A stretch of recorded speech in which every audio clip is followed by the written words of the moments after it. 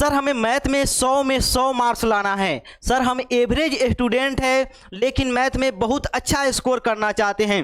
Sir हमें topper list में आना है, इसलिए सर हम चाहते हैं कि हमारे 95% प्लस नंबर हो रहे मैथ में।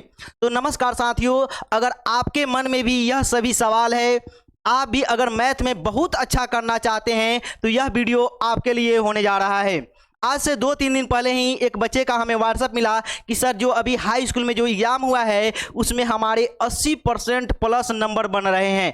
सर हमें पूरा विश्वास है कि सर हम फाइनल एग्जाम में 100 मार्क्स ला सकते हैं, क्योंकि सर अभी हमारे पास 3-4 महीने का टाइम बचा हुआ है। अगर आप गाइड कर देते हैं तो सर यह संभावना और बढ़ जाती है।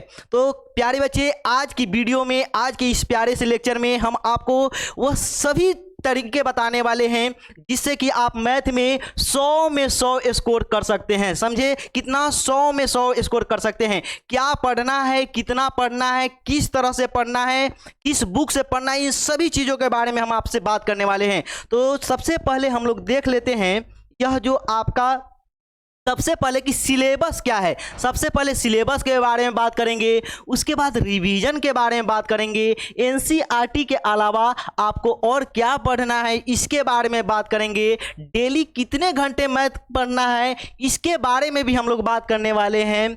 इस बोर्ड के लिए सर आप बात करने जा रहे हैं तो यह सभी बोर्ड के लिए है, जिस भी आप बोर्ड से पढ़ रहे हैं, यह बात हम जो बताने जा रहे हैं सभी बोर्ड के लिए। समझे ना? मैथ, क्योंकि मैथ पढ़ने का सिंगल तरीका है, सीखने का सिंगल तरीका है। किसी भी चीज़ को सीखने का तरीका होता है। किस बोर्ड के लिए? तो किसी भी बोर्ड के लिए आप यह देख सकते हैं। टेस्ट वगैरह के बारे में बात करने वाले हैं। तो सबसे पहले आप पूरे ध्यान से समझिएगा। सबसे पहले आप सिलेबस के बारे में देखिए।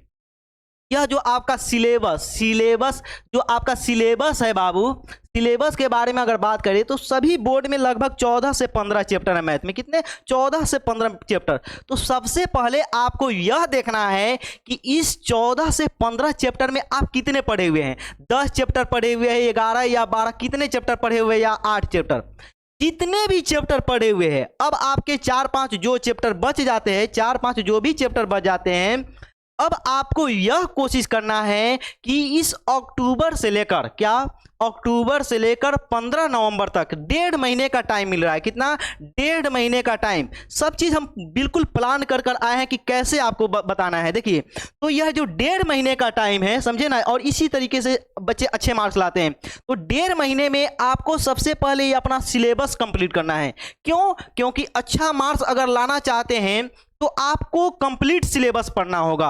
आप एनसीईआरटी बुक से पढ़ रहे हैं तो बहुत अच्छी बात है, एनसीईआरटी बुक के 15 चैप्टर पढ़ना है, या आप किसी दूसरे बुक से पढ़ रहे हैं तब भी कोई दिक्कत नहीं है। लेकिन 15 नवंबर तक, क्या 15 नवंबर तक आपका टारगेट होना चाहिए, क्या नवंबर तक आपका टारगेट होना चाहिए कि आपका सिलेबस समाप्त हो जाए।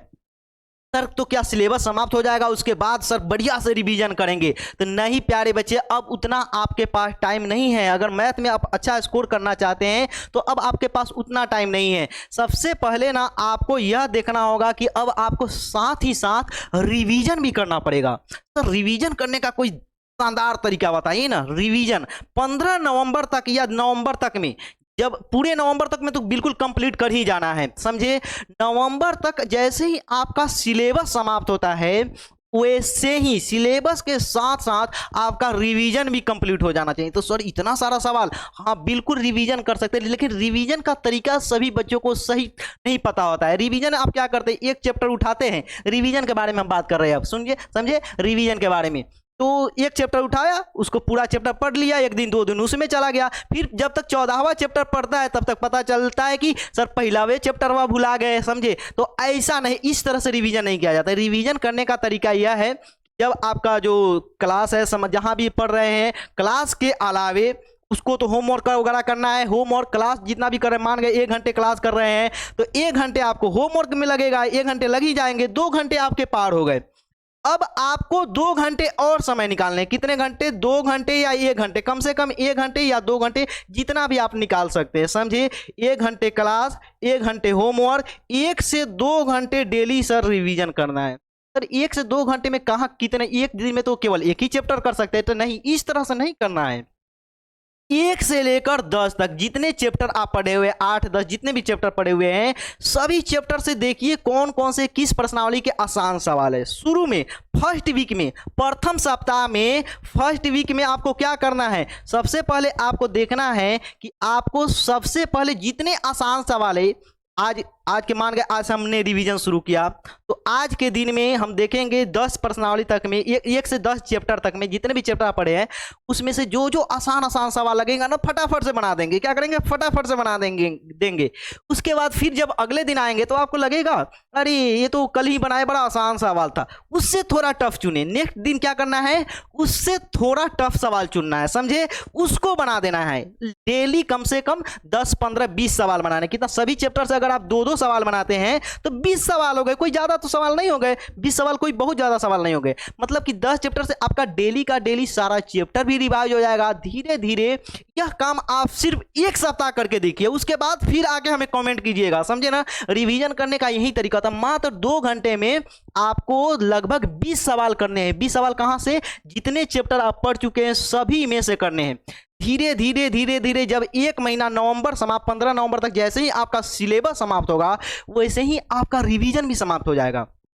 अब क्या बचेगा, थोड़े मुश्किल टाइप के सवाल बचेंगे। थोड़े मुश्किल टाइप के जो सवाल बचेंगे उसको क्या करना है, 15 नवंबर से या नवंबर के बीच में, या अगर नवंबर में अगर आप पूरा नवंबर लग जाता है तो दिसंबर में 15 दिसंबर तक, मतलब कि 15 दिन आपको सिर्फ यह टाइम देना है कि मुश्किल सवाल है हर हाल में उस पर प्रैक्टिस कर जाना है। क्या करना है, प्रैक्टिस करना है। तो मतलब यह हम मान के चलते हैं कि नवंबर तक में आपको सिर्फ सिलेबस समाप्त करना है, एनसीईआरटी मैथ का कंप्लीट रिवीजन करना है। कोई कंफ्यूजन है, कोई कंफ्यूजन नहीं हो सकता है, समझे। अब क्या करना है दिसंबर महीने में, अब सुनिए, केवल एनसीईआरटी बुक पढ़ लेने से नहीं आप मार्क्स ला सकते, समझे, में 100 में 100, सिर्फ 80% मार्क्स ला सकते हैं। क्या 80% या 75%, इससे ज़्यादा नहीं आएगा। तो सर तो लाना है ना 100%, तो क्या करना होगा, तो आपको सेकेंड काम करना होगा। क्या, अब आपको जो एनसीईआरटी के अलावे क्वेश्चन बैंक उठाना पड़ेगा। क्या, क्यू बैंक उठाना पड़ेगा, क्वेश्चन बैंक उठाना पड़ेगा। और दिसंबर महीने में, इस महीने में, दिसंबर महीने में बाबू यहाँ पे ध्यान दीजिएगा, दिसंबर महीने में जो आपका समय मिल रहा है, दिसंबर में समझे, आपको डेली, अब तो आपके पास क्लास करने के लिए क्लास भी नहीं करना है, दिसंबर महीने में आप फ्री हो चुके होंगे। मात्र आपको 2-3 घंटे पढ़ने, क्या 1 घंटे डेली रिवीजन करना है, क्योंकि 2 महीने में आपने सभी आसान सवाल को खंगाल डाला है। अब आपको 1 घंटे डेली अच्छे अच्छे सवाल रिवीजन करने हैं। अच्छे सवाल करेंगे ना तो आसान सवाल अपने ही हो जाएंगे, समझे। और 1 से 2 घंटे, क्या 1 से 2 घंटे, अब दिसंबर महीने में आपको कितने टाइम देने हैं, 2 से 3 घंटे टाइम देने हैं। 7-8 घंटे तो आपको पढ़ना ही पड़ेगा भाई। 2-3 घंटे आप मैथ के लिए दे सकते हैं, 7-8 घंटा से तो कम में आप टॉपर नहीं बन सकते, अच्छा मार्क्स नहीं ला सकते। सर 2 घंटे आपको क्या करना है, केवल और केवल क्वेश्चन बैंक बनाना है। सर क्वेश्चन बैंक में तो एनसीईआरटी के सवाल आता है ना, तो आप देखेंगे क्या रहेगा, एनसीईआरटी का सवाल ही, समझिए, एनसीईआरटी का ही सवाल रहेगा। लेकिन जब आपके सामने क्वेश्चन कुछ थोड़ा अलग तरीके से आता है, क्योंकि अब हर बार डेटा चेंज करके सवाल पूछता है, डायरेक्ट एनसीईआरटी के हूबहू डेटा के साथ सवाल, डाटा के साथ सवाल नहीं पूछता है, समझे ना। तो अब जब आप क्वेश्चन बैंक करेंगे तो वही क्वेश्चन घुमा फिरा कर आएगा। तो दिसंबर महीने में क्या करना है, क्वेश्चन बैंक को बिल्कुल बढ़िया से खंगाल डालना है, समझे। क्वेश्चन बैंक को 3 घंटे टाइम देना है दिसंबर महीने में। के बाद आता है जनवरी का महीना, जनवरी का महीना समझिए। तो जनवरी में आपको क्या करना है, अब आपका बुक समाप्त हो चुका है, क्वेश्चन बैंक समाप्त हो चुका है। जनवरी में क्या करना है, आपको डेली नहीं, 1 दिन क्या करना है, 1 दिन बुक लिख लीजिए, यही प्लान लेकर चलना है, समझिए। केवल देखने से नहीं होगा, 1 दिन आपको बुक को पढ़ना है। क्या करना है, बुक पढ़ना है। और दूसरे के दिन अब क्वेश्चन बैंक आपको नहीं लगाना है, अब आप मॉडल पेपर कोई उठाइए या प्रीवियस ईयर का सेट वाइज, जैसे कि 2023 का एक सेट लगा लिए, 2023 का जो फर्स्ट पाली में पूछा गया वो सेट लगा लिए, या 2018 का लगा लिए। तो कभी कभी किसी साल का सवाल बहुत आसान होता है, आप मात्र 1-1.5 घंटे 2 घंटे में भी बना देंगे, समझे ना। इतना आपका प्रैक्टिस हो चुका रहेगा, ऐसा हो जाता है, समझे ना। हम और मेरी बहन ऐसा करते थे, रात में जब सभी कोई खा पी कर सो जाते थे तो हम क्या करते थे, हमारी बहन दोनों एक साथ पढ़ते थे, तो रात में कोई किसी दिन 2.5 घंटे टाइम लग जाते थे, किसी दिन 1.5 घंटे टाइम लग जाते थे, और किसी दिन 3 घंटे भी टाइम लग जाते थे। तो अब आपको डेली 1 दिन तो बुक पढ़ना है और एक दिन एक मॉडल पेपर यानी कि सेट लगाना है। बुक के साथ आप क्वेश्चन बैंक भी देख सकते हैं, समझे। और एक दिन आपको कोई ना कोई सेट लगाना है मॉडल पेपर से, या कोई भी क्वेश्चन बैंक ले लेना है, समझे। क्वेश्चन बैंक कौन सा लेंगे, जो सेट वाइज रहता है कि हाँ 2023 का सवाल, 2022 का सवाल, 2018 का सवाल, इस तरह के सवाल। दो चीज़ आपको खरीदने हैं, कोई भी एक क्वेश्चन बैंक खरीदना है और कोई भी मॉडल पेपर ले लेना है, समझे। उससे सवाल लगाने हैं। और एक काम और करना है, जहां भी आपको यह जो यह 9 अक्टूबर से लेकर जनवरी तक का टाइम मिला है, जहां भी आप पढ़ रहे हैं, जितना हो सके संडे को टेस्ट देने का प्रयास करना है, क्योंकि टेस्ट देने से ही पता चलता है कि किस चैप्टर की किस टाइप का सवाल अभी हमें और करना है। तो इसलिए आप संडे का संडे हो सके तो क्या करना है, टेस्ट देना है। हर कहीं से भी कोई भी सेट उठा लिए, टेस्ट दे दिए, समझे। इस तरह कर सकते हैं। या अभी आप नहीं करना चाहते, अगर आपको टाइम नहीं मिलता है, क्या काम आप दिसंबर जनवरी में भी कर सकते, कोई दिक्कत नहीं है, समझे, कोई दिक्कत नहीं है। तो इतने सारे चीज करना होगा। हमने क्या बताया, टाइम टेबल कितने, देखिए जैसे ही देखिए कैसे हुआ, हम बताए कि आपको अक्टूबर में थोड़ा ज़्यादा पढ़ना है, 4 घंटे 3 घंटे पढ़ने हैं, नवंबर में उससे थोड़ा कम पढ़ना है, दिसंबर में उससे भी कम पढ़ना है। और लास्ट में क्या होता है मालूम है, लास्ट में हम क्या करते थे, लास्ट में जब जनवरी में जो जनवरी का महीना आता है, अगर आप इतना कर चुके रहेंगे तो मैथ को मात्र आधा घंटा, 1 घंटा, 1.5 घंटा में मतलब काम हो जाता है। जैसे कि 1 घंटा हम टाइम आपको बता रहे हैं,